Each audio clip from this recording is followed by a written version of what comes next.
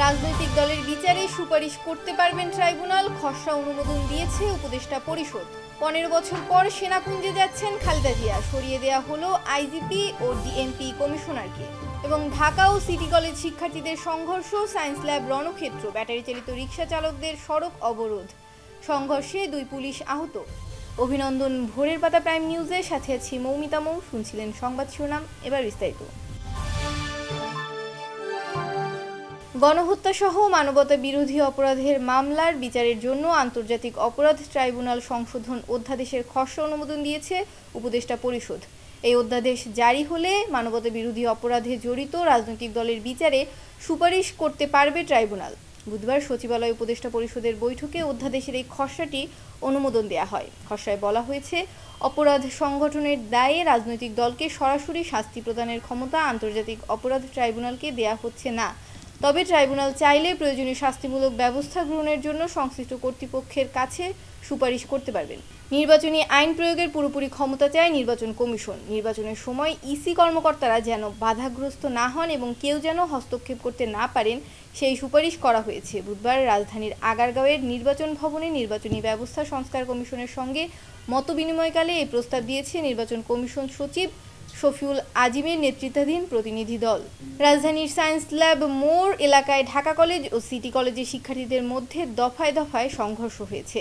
বুধবার বিকেল 3:15টার দিকে শুরু হওয়া এই সংঘর্ষ ও দফায় দফায় ধাওয়া পাল্টা ধাওয়ার ঘটনা ঘটে।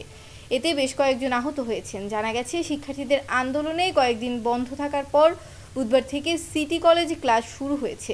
অন্যদিকে স্বৈরাচারের সহযোগী শিক্ষকদের পদত্যাগের দাবিতে আজ বিক্ষোভ করেছেন ঢাকা কলেজের শিক্ষার্থীরা। এরই মধ্যে দুপুরের দিকে ঢাকা কলেজের একটি বাসে সায়েন্স ল্যাব এলাকায় ভাঙচুরের ঘটনা ঘটে। এই ঘটনাকে কেন্দ্র করে বাকবিতণ্ডার এক পর্যায়ে সিটি কলেজের শিক্ষার্থীরা ঢাকা কলেজ শিক্ষার্থীদের সঙ্গে সংঘর্ষে জড়িয়ে পড়ে। খবর পেয়ে সেনাবাহিনী ও পুলিশ সদস্যরা ঘটনাস্থলে গিয়ে পরিস্থিতি নিয়ন্ত্রণে আনে। ঢাকা মহানগর এলাকায় ব্যাটারি চালিত রিকশা চলাচল বন্ধের নির্দেশনার পর রাজধানীর যাত্রাবাড়ির দয়াগঞ্জ মোড়ে সড়ক অবরোধ করেন ব্যাটারি চালিত রিকশা চালকেরা। বুধবার দুপুর 12টার দিকে এই বিক্ষোভ শুরু হয়। এ সময় পুলিশের সঙ্গে রিকশা চালকদের সংঘর্ষের ঘটনা ঘটায় বেশ কয়েকজন পুলিশ সদস্য আহত হন। 21 নভেম্বর সশস্ত্র বাহিনী দিবসে সেনাকুঞ্জের সংবর্ধনা অনুষ্ঠানে যোগ দেবেন বিএনপি চেয়ারপারসন খালেদা জিয়া।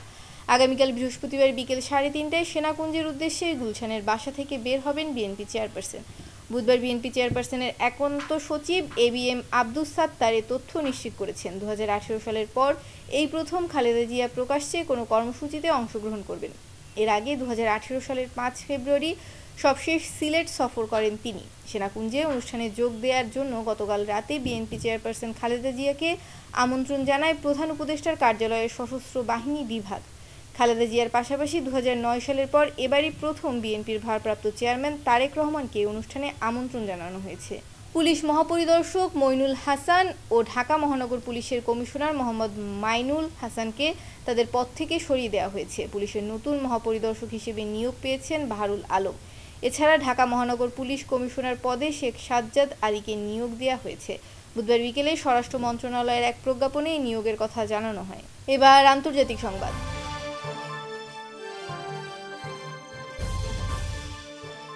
গাজা উপত্যকাকে হাজার হাজার শিশুর কবরস্থান বলে অভিহিত করেছে জাতিসংঘ। 2023 সালের 7 অক্টোবর থেকে ইসরায়েল গাজায় কমপক্ষে 17,400 শিশুকে হত্যা করেছে বলে ফিলিস্তিন কর্মকর্তারা তথ্য দিয়েছেন। অর্থাৎ প্রতি 30 মিনিটে একজন শিশুকে হত্যা করা হয়েছে। শুধু তাই নয়, গাজার ধ্বংসস্তূপের নিচে আরও হাজার হাজার শিশু নিখোঁজ, যাদের অধিকাংশই মৃত বলে ধারণা করা হচ্ছে। বেঁচে থাকা শিশুদের বেশিরভাগ যুদ্ধের মারাত্মক প্রভাব সহ্য করে যাচ্ছে। হাজার হাজার শিশু আহত, তাদের জীবন ইসরায়েলি হামলার ছায়ায় কাটছে। জন্ম থেকেই তাদের অস্তিত্বের প্রতিটি দিককে প্রভাবিত করছে ইসরায়েলি হামলা। ডিফেন্স ফর চিলড্রেন ইন্টারন্যাশনালের একজন মুখপাত্র বলেছেন, আমরা একটি গণহত্যা প্রত্যক্ষ করছি। সেভ দ্য চিলড্রেন জানিয়েছে, ইসরায়েলের অব্যাহত হামলার কারণে প্রতিদিন 10 জন শিশু একটি বা উভয় পা হারাচ্ছে। অপারেশন এবং ক্ষতিগ্রস্ত পা কেটে বাদ দেওয়া হচ্ছে কোনো অ্যানেস্থেসিয়া ছাড়াই। ইউনিসেফের নির্বাহী পরিচালক ক্যাথরিন রাসেল বলেছেন, নিরাপদ পানি না পেলে অনেক শিশু রোগে আক্রান্ত হয়ে মারা যাবে। শিশুরা পানি শূন্যতার ঝুঁকিতে বেশি রয়েছে।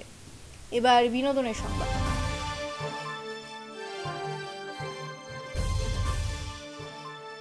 আগামী 22 নভেম্বর অনুষ্ঠিত হতে যাচ্ছে ব্যান্ড জলের গানের একক কনসার্ট মনের আনন্দে জলের গান।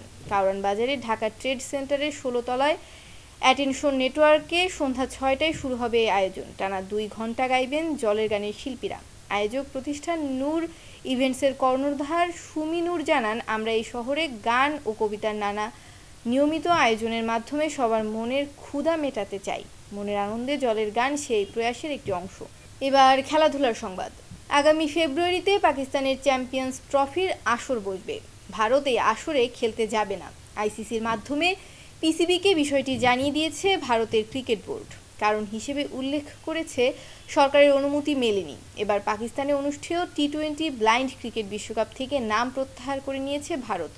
অন্ধদের এই টুর্নামেন্টটি আগামী ২২ নভেম্বর শুরু হবে। এখন এসে ভারত বলছে সরকারের থেকে পাকিস্তান সফরে দল পাঠানোর ছাড়পত্র পায়নি তারা। ভারত গত ৩ টি-20 ব্লাইন্ড ক্রিকেট বিশ্বকাপের চ্যাম্পিয়ন। ৩ আসরেই স্বাগতিক ছিল তারা।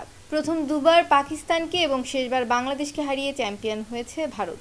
সংবাদ শেষ করার আগে শিরোনামগুলো আরেকবার। রাজনৈতিক দলের বিচারে সুপারিশ করতে পারবেন ট্রাইব্যুনাল, খসড়া অনুমোদন দিয়েছে উপদেষ্টা পরিষদ। ১৫ বছর পর সেনাকুঞ্জে যাচ্ছেন খালেদা জিয়া, সরিয়ে দেয়া হলো আইজিপি ও ডিএমপি কমিশনারকে।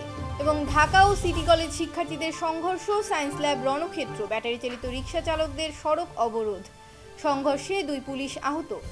এই ছিল আজকের ভোরের পাতা প্রাইম নিউজ। সারা দেশের সর্বশেষ আপডেট পেতে চোখ রাখুন ভোরের পাতায়। ধন্যবাদ।